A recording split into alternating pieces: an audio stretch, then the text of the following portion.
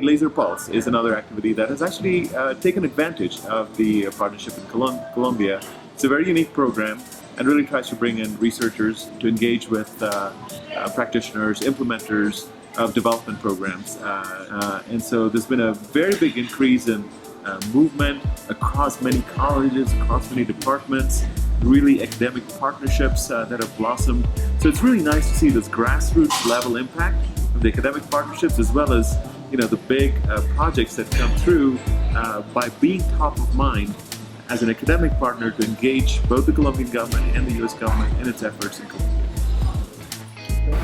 The comprehensive success factor process is really anchored in providing a systems view of the complex problems that we find in socio-technical or socio-political contexts. The core of the process is built on evidence of patterns that we've uncovered that occur in all of these problems, no matter where they are in the world, that are anchored really in human behavior and in the context in which these challenges are faced.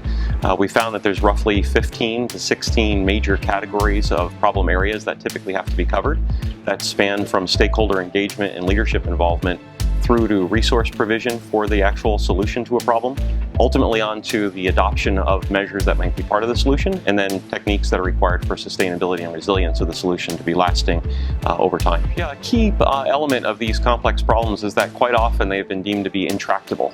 And I think our work with the comprehensive success factor analysis demonstrates that they're intractable because they're extremely complicated. Which makes it daunting, certainly, but the intent of this process is to raise those variables in the eyes of the people that are working on the problem. You start talking about numbers and you start talking about the real issues and the problems behind politics. People get to understand each other, and usually they find out they're closer in their positions that they thought they would be. So we had people from the government here, people from the academia, and from implementer organizations. And even though they have some differences in how they approach things, once they start talking about the real issues and the real problems, they found common ground. There's been an incredibly diverse group of perspectives that have been incredibly rich in attacking these problems that are faced in Colombia right now. And I think that's been one of the major strengths of LASER in this event and in the award itself.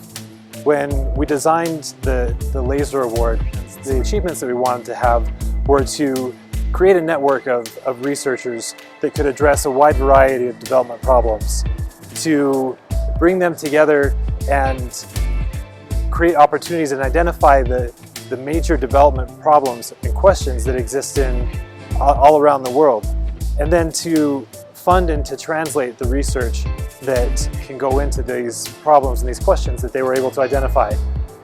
Here in this event, it's been a microcosm of all four of those purposes. That allowed us to, in very quick time, bring together the very best professionals, the experts in these really interesting interdisciplinary areas where research can help in dealing, for example, with the Venezuelan migration crisis, where it can help with integrated rural development, where it can help with programs dedicated to youth. So it's the combination of getting together, high trust, knowing the system, bringing the best people together to get the best results that is going to have the most impact on these populations, vulnerable and very poor populations, both in Colombia and across the region. So it's a great win-win program here in Colombia.